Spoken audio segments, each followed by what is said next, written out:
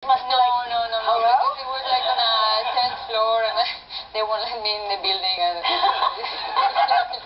But as a kid, you were a dancer. You wanted to become a professional dancer. Yes, I danced for 17 years. That was really what I wanted to do. That's beautiful. You know, I don't have that picture. Well, you have to I've never seen it. Yeah. You still have the body and you're very graceful like a dancer. When you entered, you walk like a dancer still. Thank you. That's not what my family says. Well, I'm called the duck of the family. The duck? But you know, in a very nice, affectionate way. Do you hit cara de pato? You know what I mean? Cara de pato? Like a duck face. Duck face? Do you hit them in the head with the Academy Award when they say that? I actually like being called that because I've been called that for so long, you know. Like it's really my other name. but do you think that when you were studying dancing, do you think that helped you as an actor? I think so because it requires so much discipline. And I started to work as an actress very young. So, you know, coming from the world of the classical ballet, I felt like I was really trained for hard work. How old were you when you started acting? I was like 13, 14. Oh, no kidding. Wow. Oh, my goodness. But your siblings are very talented as well. Yes, they are. I think they are extremely talented. My sister is an actress and a dancer. She's a flamenco dancer, an actress, and also we design together. So now we get to work together a lot. And my brother is an incredible musician. He's a producer and a composer. He plays like 5 instruments, and he's really like mind-blowing, the talent that he has. There's a lot of talent in one family. What's amazing to me, whenever I see your sister, I have to pause and figure out if it's you or if it's her, because you two are, I mean, we look alike. You look so much alike. It's remarkable. No, it's true. And we are only like 2.5 years apart, and we have very similar voice. People must have thought you were twins growing up. Yeah, many times. Yeah. But, and I know when you make your movies, though, you make your movies in Spanish, you make them in English, Italian, and in French. Are you fluent in all 4 of those languages? I mean, I wouldn't say I'm fluent in French, but in Italian I'm pretty good. In English, you see, I haven't lost my accent. So I'm still, you know, but I don't feel like I have to lose it completely. But I'm always with a teacher, always working, because I do work in these 4 languages, but I feel like I'm so lucky and privileged that they give me the opportunity to work in all these territories. You speak the best languages, too. The most romantic, the sexiest languages. I just love studying languages. I love it. It's very hard work, but I am addicted to it. But did you learn a language when you were older, or as a child? Were you always into it? Learning another language? I learned English pretty late because I was studying French before. So English, when I was here living in New York, it's when I was really learning, really with a teacher working hard on it, because before it was very little. Don't you think that's the best way to learn, though, if you can live in the place where, you know, I think if we moved to Spain, we would have a better chance of speaking Spanish than For sure. This is No, you have to immerse yourself in the language. I could dive in it with both feet, and I still couldn't do it. My accents are horrible. What? Well, sometimes they're decent, but I'm not, you know, I don't understand. Well, when you you say say you the can duck do an face- accent in every language. And every time I do an accent, she says I sound Jamaican. You sound Jamaican. I don't know. I won't even try it right now. We got to take a quick break, and when we come back, we're going to see what you were doing. Find out what you were doing. You got a call from Ben Stiller about being in Zoolander 2. And we'll be right back with Penelope Cruz. Enter live School Wild Web Drinking to a kitchen appliance package with free tonight. Valued at approximately $1,200. Log on to our website or go to our Facebook page to enter today. With me, what you see is what you get, and I expect the same for my mascara. Now, Revlon introduces a new collection of mascaras that makes getting the lash look you want easy. So whether you choose ultra volume, super length, volume and length magnified, dramatic definition, or the ultimate all-in-one, The choice is yours. Choose love. a revolution in mascara. Revlon. Love is on. One of the stars of Zoolander 2. Now, who do you play in this movie? I'm so excited to see this movie because I feel like I've been waiting so long to see it. Yeah, I play Valentina Valencia, who is an agent for Interpol, but for the fashion division.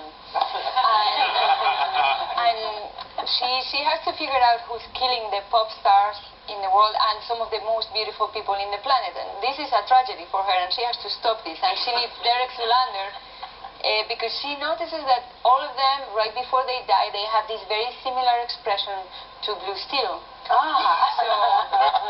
Derek and Hansel, well, they need me, I need them, and we go on this mission. But the plot, you know, there is a lot more going on. It's a very solid, very funny script. Yeah. And I think the movie is like a roller coaster. You know, like I saw it not so long ago, and I didn't stop laughing from beginning to end. I think the movie really works. And I wonder, because we picture, or at least I picture, whenever you get a call to do a movie, you're lounging by the pool with a cocktail, and the sun is beaming down on your perfect skin. Wow. But what were you doing when you got the call about doing this movie from Ben Stiller? Running after my kids in the supermarket, trying to buy the diapers, and then the phone rang, and it was Ben Stiller, and I was in South Africa, you know, and he told me, I'm calling you for a project. I had no idea they were doing the sequel for Zoolander. So I was so happy about this call because I wanted to see Zoolander 2. And on top of that, he was telling me he was writing for me this fantastic character. So this character was written specifically with you in mind. This is what he tells me. Yeah. So, well, I believe it. Why would you wouldn't make it up? Well, we're going to take a look at a clip. Now, in this clip, your character, Valentina, tells Derek she can help him find his son. So here is Penelope Cruz in Zoolander 2. Derek Zoolander. Yes. Valentina Valencia. Interpol. Global Fashion Division. Fashion police, we're clean, lady. Go harass somebody else. Besides, I'm out of fashion. I need to talk to you. It has to do with the death of Justin Bieber. His death is not my problem. I can use the database at Interpol to help you find your son. What? If you help me. I think we gotta play ball with her. She's got some kind of database or something that she says will help us find little Derek.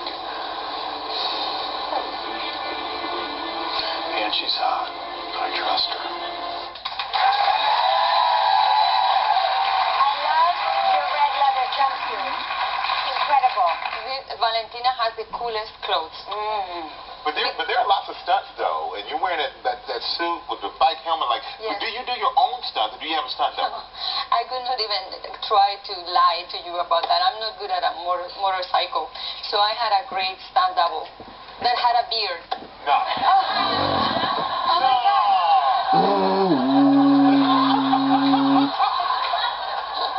That's incredible. Was I your stunt double?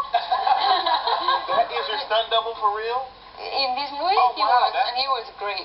And he got used to wearing this outfit, and he forgot that he was wearing it. He was walking around Rome like this. I'm trying to picture the phone call that he made home to his mother. I got a job on this film. I'm a stunt double for Penelope Cruz. I'm trying to picture that phone call. Right? He was so sweet. He didn't care. He didn't care. I love his attitude. Yeah. Well, you know what? Thank you for Thank coming. you. We love having you. And it is Zoolander 2. It's in theaters tomorrow, everybody. Make sure you go check it out.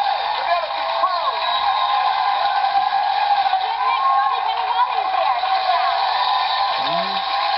Tomorrow in life, you won't want to miss the memories and moments as we celebrate. It's Kelly's sweet 15th anniversary. What's up, boy?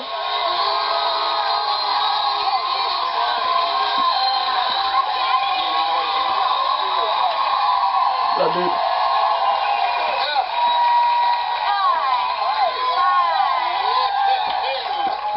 Hi. How are you? I'm okay. So you have come full circle. This used to be your old neighborhood over here, right? It was my old neighborhood. I used to live here. I worked here. Yeah. Yeah, I used to work at Tavern on the Green. Yeah, what'd you do there? I opened the door. No kidding. I did, yeah. You were the door guy? Yeah, Yeah, when Jake was first born, my first son, my 20-year-old, when he was first born, yeah, I was just auditioning and I needed, I had to work. And so I was like the doorman at Tavern on the Green. Did you ever have any celebrities go in? Oh, yeah, all the time. Who was the worst one? The worst one? Yeah. I think that's who the best one was. The best one was Paul Newman. Oh, wow. That was cool. And then, who was the worst? I can't remember. Yeah, I don't...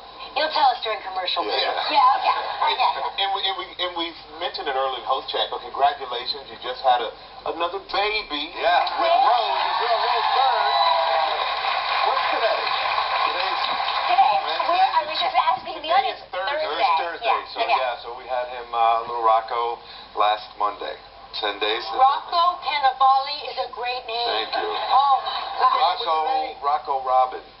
So Rose's dad's name is Robin, and Rocco, I just always liked the name. Yeah. And I thought it went pretty well with the last name. And sure does. And there's a movie I like called Rocco and His Brothers, and I like Rocky the movie. Yeah, right. A lot of good reasons, really. And I like the nicknames opportunity. I'm telling you, what's great is that nobody is going to mess with your son. Why don't you call Rocco Cannavale? He's going to come over here, and then we're going to go over there. Yeah, it's true. Hopefully the name alone is a deterrent. That's all I need. Yeah. So I know, we know you're probably not getting a lot of sleep, but how has life changed in the last week and a half since you've had Well, that's the chief thing. Yeah, not a lot of sleep, and you have a lot of weird conversations.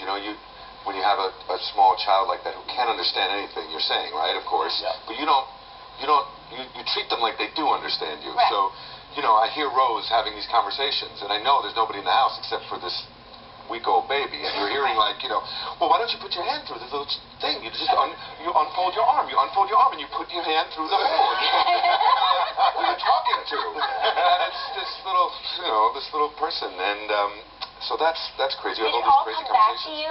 Did you need a refresher course in diapers or swaddling? No, it weirdly all came back to me. Yeah.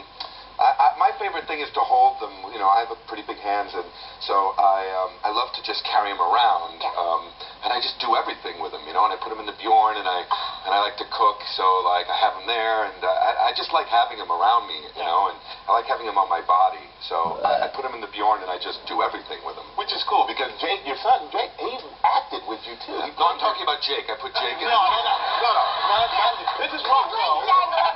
It's weird. But Jake also acted with you too. He played your son on it. He did. He played my son on Nurse Jackie a few years ago. Which is awesome. Yeah, and he's still at it, and he was on Broadway last year with Larry David in the play Fish in the Dark. He did that for 6 months, and he's doing great. Yeah.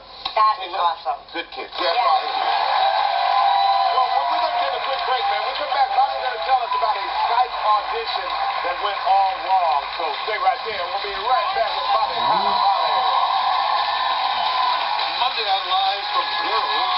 Allison Williams. Next live, Kelly's 15th anniversary special. Everybody's all fired up. You never know who will show up to celebrate 15 years of memorable moments with a host full of character.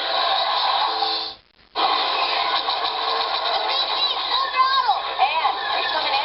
Negative! Stay on target! What are you guys doing? R2, Doctor! We're closing in! You're all hearing this the same way? Yeah. No. Of course. 3 bars. 3 bars, I can tell they'll be filling football stadiums. Come on, Richie. Where are we with the good rats?